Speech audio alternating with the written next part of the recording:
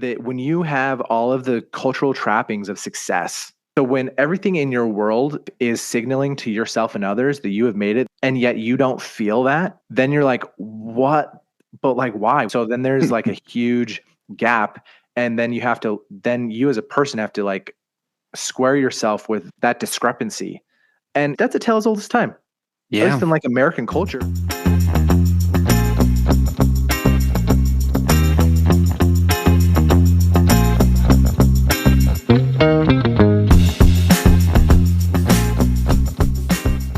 Let's talk about Jon Hamm. This is not the first time we're talking about Jon Hamm. When have we also talked about Jon Hamm?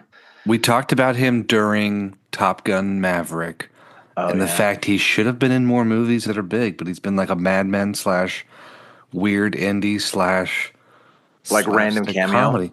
Random cameo guy. Yeah. You know, other than Tag, which is not a movie that we should hold on a pedestal, he just hasn't been in a lot that you can think of outside of Mad Men. Yeah, I mean, he was in Bad Times at the El Royale, but he was kind of a bit part. He wasn't the main character. His character kind of gets off pretty quick. Yeah. And you just think, oh, this guy's going to be really important to the plot, and he's not. And maybe that's maybe that's his gimmick, you know, maybe that's his bread and butter. Well, let's talk about Your Friends and Neighbors. I first got this press release from Apple November 2024 in which they said Jon Hamm's got a new show coming to Apple. And I'm going to tell you, because of his past history, I was like, okay, cool. And it held my attention for all of like a week, and then I forgot about it. So when I saw the show finally come online on our screener site, it was like, I'll watch it soon. After watching the studio 3 times, then it was finally time to. So either way, we have Your Friends and Neighbors. Premieres April 11th. That's where we're going to drop this first episode for the first 2 episodes of Your Friends and Neighbors. How did you like it? Yeah, I feel like, number one, this show's about rich people. You know, like we just got to be honest about it. Not just rich people, but just like the next level, right? Like this guy is Jon Hamm's character, Andy Cooper, is like a finance guy. I don't even know what his job. I don't know what his job is. You know, like none of us on the street actually understand what any of those guys do. It's something about percentages and like portfolios, and I don't know.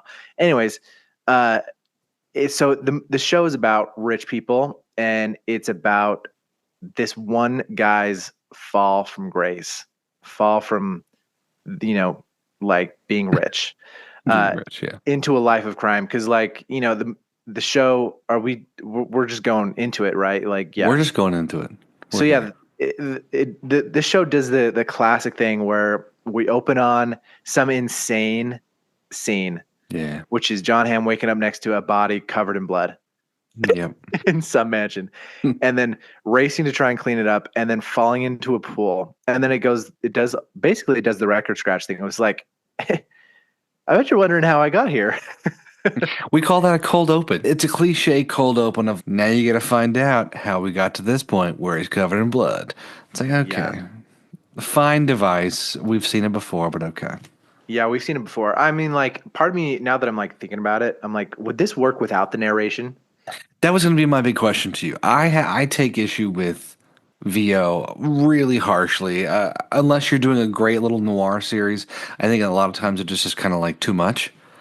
Yeah. Did you like it in this show? Was it annoying? Was it too much? Was it not enough? I mean, it's there, right? I don't think it's a problem.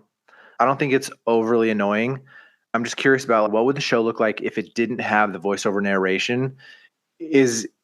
Because to me, a VO narration is like when they're in the edit and they realize that they need something to glue the story together because like they're editing, like they might not have captured it in the script. So they're like, okay, I think we need some voiceover narration to help the story along and help bridge some of these plot points. Yeah, they send it through the first couple of test screenings and everyone's like, how do we even get here? Mm-hmm. Which I will say is one of my issues with the show in the beginning. Having watched through episode 6, which is what we have to this point while recording, it does get better, but there are definitely some shortcuts and jumps where you're like, how the hell do we even get here?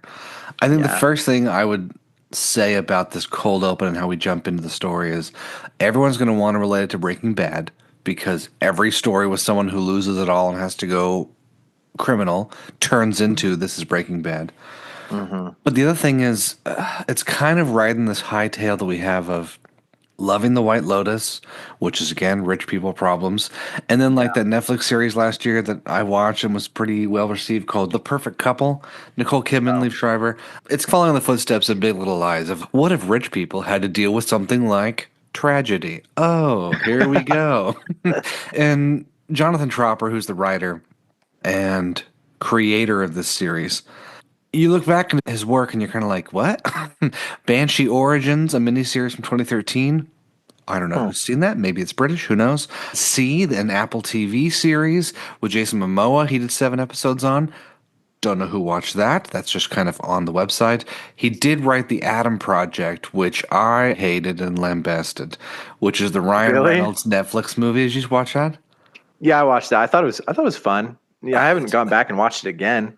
I think I take issue with Sean Levy just going in for a cash grab, and this felt like a either a Yeah. commercial for Mint Mobile or something. I was not into it. So the creator's kind of like stepping out of his own lane of whatever else he's been doing Yeah. by following Jon Hamm's Andrew Cooper as a hedge fund manager. That is the job title. Oh, right. Yeah. Okay. Amanda Peet's great. I think when we see Olivia Munn, she's fantastic. Some of his other friends, Mark Tallman plays Nick, which is his ex-wife's now lover slash live-in boyfriend. We got Hoon Lee, which is one of his friends, who plays Barney Choi. He's got a lot of different no-name slash small-name cast members other than Olivia Munn and Amanda Peet. Mm-hmm. At least for me, I was like, the strength came from the ensemble and each little story connecting more than just Jon Hamm the whole time. Yeah, I like Jon Hamm, but I think just because, like we've said, he's just been like bit parts or random weird little cameos. I mean, I never really watched Mad Men, so I've never really seen him Yeah. in a leading role. In Baby Driver, he kind of played an antagonist in that, and he wasn't Yeah. really even the center of that. Yeah, but the story works. The story's fun. He's this rich dude whose life falls apart because he caught his wife cheating on him with another man, and then he is moping about it in a bar in some hotel. Yeah. And then a colleague, a younger woman colleague, approaches him and essentially solicits. I don't know. He's just Seduces? looking to get laid, seduces him, Yeah. and honestly, they try and make it all above board as possible because they're colleagues and because there's a 20-year age gap between them. And lo and behold, 3 months later, he gets fired, and that was the justification for it. And then he can't find a job for plot reasons. Because I'm just like, okay, this guy would have a job. This guy would absolutely get a job. Yeah. Right? I don't know. Maybe the job market's hard right now. So maybe he can't. Maybe it's hard for everyone and not just me.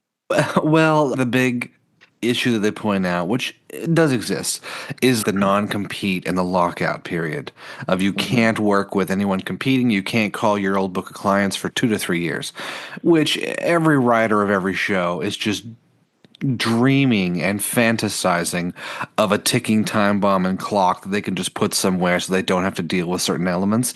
And they Yeah. got it with this. And it does Yeah, exist. they did. I mean, having worked in PR, it was like, if you leave this company, you can't work for XYZ for this many years. It was like, oh, got it. Like there's actually there's a non-compete there. So I understand That that. feels unethical. Well, capitalism, baby. Not that we don't have to take down capitalism in every episode, but that feels unethical. Yeah. It feels like a trap door to like trap your employees and then treat them poorly. I guess the flip side is when you find out someone has left a streamer or Meta or somewhere, and then a feature shows up on a different competing sites within a couple months. And you're like, how'd that get there so fast? That's one thing I understand. But Okay. yeah, for him, Okay. his book of business, I don't know. So for plot reasons and for I guess maybe real world reasons, he can't find a job and he's got so much of his life is an expense from alimony, mansion, house payments to ridiculously nice cars to whatever. He's just got a lot going out and not much coming in. And so the whole problem of the show is what is this guy going to do? And we get to watch what he's going to do. What he's going to do. Did it shock you? And this is not spoiler free. Go watch the episode if you haven't already. This is your last chance. Did it surprise you when he started to steal? At least for me watching it, I felt like it was a little bit of a jump. I was like, whoa, wait a sec. He's suddenly in the house? No, it did not surprise me. And here's why. Let's hear it. So they did a really good job, I think, in the first half of the first episode of really hammering home that this guy is going through it emotionally, right? Yeah. Like his wife cheated on him, and the man that she cheated on him with, like they're in love and he's living in his old house. His kids don't really like him that much. Nothing is coming up for him. And after spending a life working for the man, working the system, and discovering that the system doesn't actually care about you. Yeah. Like that's a, and then, so I feel like they did a really good job in the first half of the first episode, like hammering that home that this guy is just in a bad way and he just has a chip on his shoulder and he just cannot get it off for whatever reason, for a million reasons. And so I thought that basically there's like a garden party at his friend's or neighbor's house where his ex-wife is at and his ex-wife lover's at, and like his kind of secret love affair and Olivia Munn is at, and there's just a lot going on. And rich people just can be assholes in the way that they judge each other based on keeping up with the Joneses. And Yeah. Jon Hamm's character, Andy Cooper, is like starting to see through some of the cracks. He's starting to see through the facade of rich white people culture. And having accidentally been made the center of attention in this social garden party setting, he almost flies off the handle, but reins it in at the last moment. He's like, I gotta go take a piss. So he goes into the house and he starts walking. And then he just like starts poking through drawers and sees a bunch of watches and rolls of $100 bills. And he just pockets one of the $100 bill rolls. Yeah. And honestly, it does not surprise me that he made the jump to thievery, because people will do anything before they go to therapy. Especially if they're rich and white. Especially if they're rich and white and they just need to feel something. This is just human behavior, right? People do self-destructive behaviors. And it's just like, well, why did you do that thing that's self-destructive and is going to burn more of your life around you? And they're like, well, I just needed to feel something. And it's like, okay, maybe we can channel that energy in different ways. But this is a tale as old as time. Like, I feel like, why do rich people do the crazy, insane, illegal things that they do? Is because they need to feel like they're getting away with something. And I feel like, wasn't it Winona Ryder got arrested in the 90s for petty larceny? You might be right. Yeah. 2001, shoplifting designer clothes from Saks Fifth Avenue. Yeah. So, these A-lister, hot people, celebrity, rich people, like, to break down and just start like stealing stuff, doing petty larceny is just it's like cutting. It's like binge drinking. It's a way for them to feel alive in a really self-destructive sort of way. And so I'm not surprised by that at all. That makes more sense. I guess I had expected more setup in the show of now I've decided I'm going to go to steal, because he didn't like. So we needed more voiceover narration. He'd explained so much with VO narration and like every step of the way. I was kind of like, all right, here we go. Nope, we're just in the house. I will say it caught me a little off guard. I liked it more as the show went on throughout the episodes. But I was like, why are we having a Nautilus watch commercial in the show? Like, you're selling me on the watch. Chronograph, this face, it does this. I love watches, so I know what watch I want to buy when I get super rich, I guess. But it did feel a little funny, and it gave him a shtick. Every time we're like, okay, he's going for these watches. What's it going to look like? Okay, here we go. He's going to describe it like it's a brand new car. Got it. Yeah, tonally it felt maybe a little out of place, but it's fun. It was like a kind of little stylistic flair. Yeah, I like some of his interview situations because he looks like the victim in these interviews, but he was the bastard on the other side for so long. So you feel a little sad, but at the same time you're like, that's the world you were living in. So yeah, I know he's the protagonist. I don't know if he's the hero. He's the main character. And here's where I hope the story's going. Okay. And I have only seen the first 2 episodes.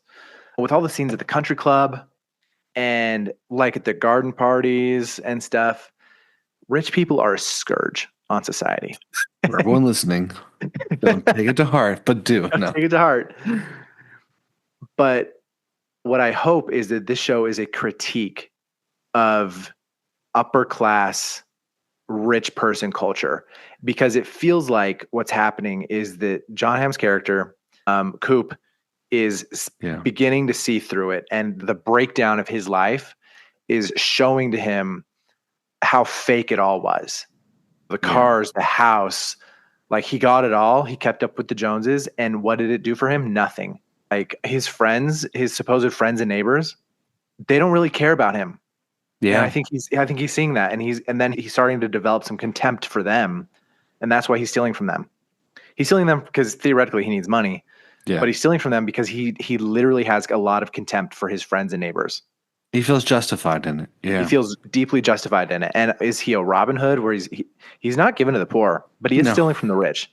I think in his Robin Hood adjacent campaign, I hope over the course of the series, it will just be shown to him, oh, being this person, upper class, rich white person, was actually detrimental to my soul.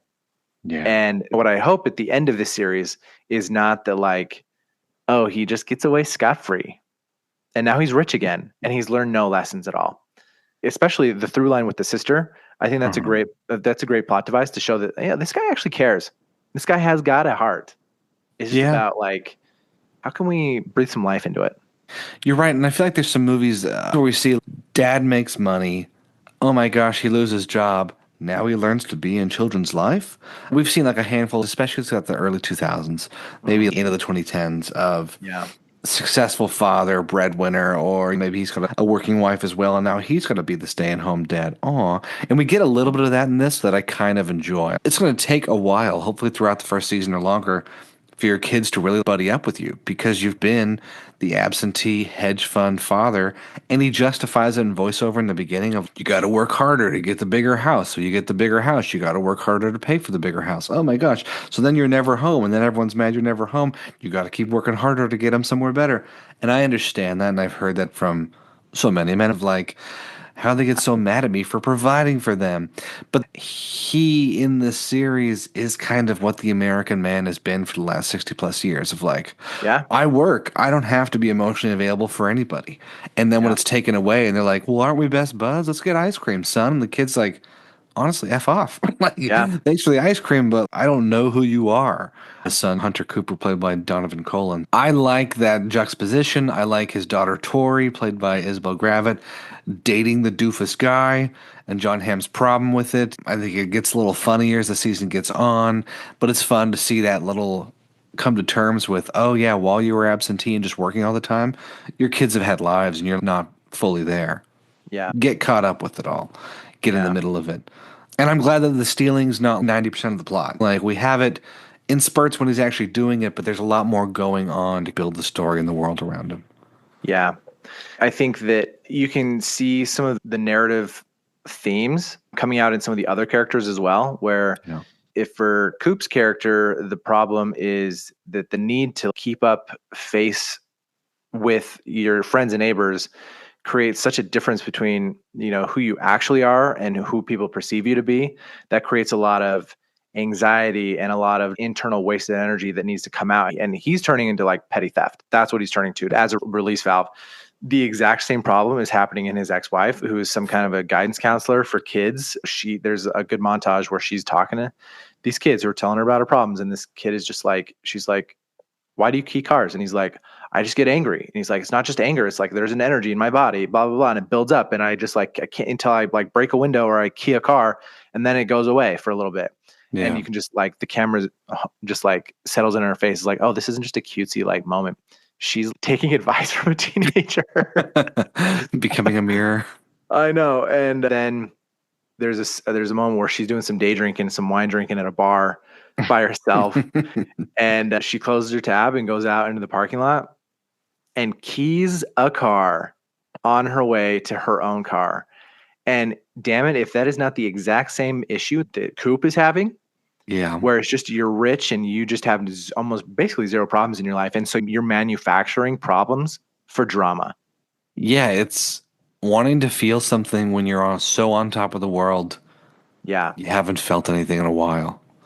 Yeah, you know, because I think not to keep hammering this like economic and cultural point home, but I will, that when you have all of the cultural trappings of success, you know, you got the big house, you got the car, you got the pool, you got the grill, you got the diamonds, you got the money, you got the whatever, the Yeah. country club. And so when everything in your world and your life is signaling to yourself and others that you have made it, that you're successful, and yet you don't feel that, you don't feel satisfied, you don't feel fulfilled, you don't feel happy, then you're like, what? But like, why? What the hell? And so then there's like a huge gap. And then you have to, then you as a person have to like square yourself with that discrepancy. And that's a tale as old as time. At Yeah. least in like American culture of just like, I thought I worked to get all this stuff and it didn't work for me the way that I thought it was going to work. And I'm going to say, as someone who's on the lower end of all these Mhm. earnings and the rest of it, it really sucks to hear that because you just get mad at him. The first Yeah. time I heard that Jim Carrey interview from years ago, where he's like, I just wish everyone in the world would be as rich as I've been because you'll realize that's not what matters. It's not going to fix you. And then I listened to a lot of other biographies and a lot of other actors and people like that. They do echo the same thing of like, why do you think all these people are hooked on more life ruining drugs or otherwise? Because Yeah. they're trying to look for the key, which is inside of them they got to fix. And I love that with Jon Hamm, it doesn't Mhm. go the drug route. He has alcoholism to an extent, I guess you I mean, could they're say. all alcoholics. They're all alcoholics. I guess that just comes with the territory. But he makes sure, like you're saying in the first episode, to always check himself. Like we don't see him go the easy route, which would be boom, alcoholic breakdown. I enjoy that there's a little bit of the Me Too slash don't have sex with your coworkers element to this, but it Mhm. doesn't. It's a catalyst for everything going wrong without it being the entire plot of the show.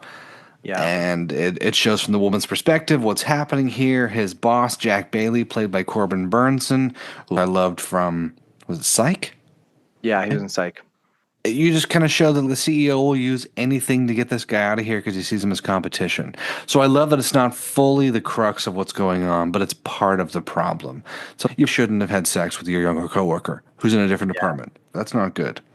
Also, it's not what the whole show's about. It is a thorn in his side, right? And I think the writers, I think they did a good job of making it so that the characters tried to be as above board with it as possible. Yeah.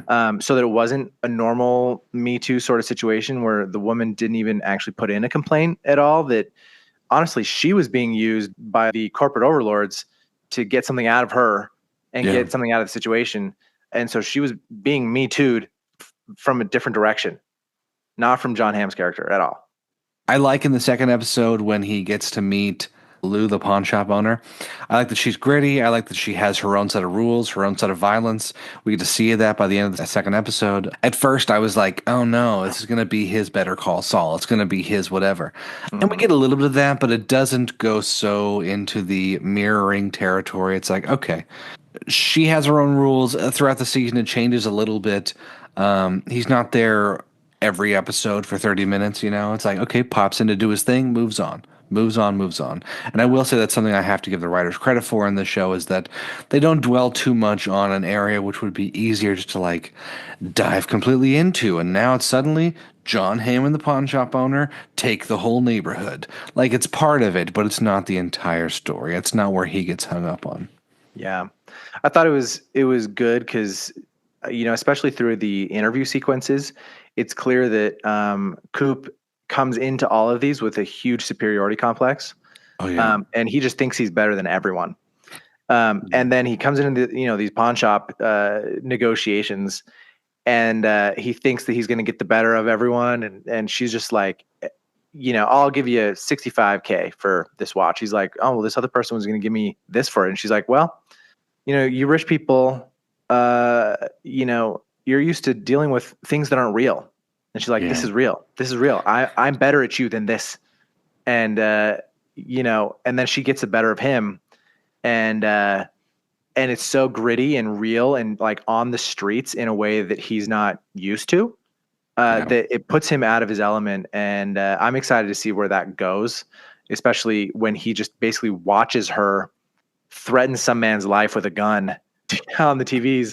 And she's like, "Oh, you're still here?" I'm just like, where would I go? Like, oh, Uh-huh. how am I supposed to leave here when you're confronting a knife man out in the front with a gun? Yeah. And I think that's a moment where he's like, oh, he's out of his depth. Which is fun to see for our character, right? Yeah, it is. So the whole Chekhov's gun of the trunk opening up at random of Yeah. his car, that's a little timing device that's in the show right now. And at some point that will become a very crucial thing that's happening. Yep. Which I enjoy the setup, and it's fun to have a little cheeky mishap every so often. You're like, okay, fun. He's Yeah. driving his Maserati like an asshole. Lost his job, should not be driving that. He should be in a Honda CRV. And instead, he's driving around, and you're like, well, Okay. How long until this factors in? Yeah. One of my last notes before we go for today, a good sign for the show is that Apple has already greenlit season 2. And we've talked about this so much where we're like, if you believe in something, make more. They've already greenlit season 2, so my hope is that means scripts are in the works. We're going to finish the season, and it's not going to be like Severance. We're not going to have to wait 3 years. It'll be shorter. We're going to have a second season, and now you can get invested. You don't think it's going to be a one-off like some of these other streaming shows. They already like it. Hamm's good. The writers are great. I like Amanda Peet. Olivia Munn's fantastic. So for everyone who wants a show to get invested in, you have 2 seasons coming. So here you go. Yeah. Watch along with this one. The second one's coming. Don't worry. Don't worry. Let's wrap it up there for today. Your Friends and Neighbors on Apple TV Plus. New episodes come out every week. The first 2 are up now. If you haven't already watched them, give those a watch and catch our review next week after you watch episode 3.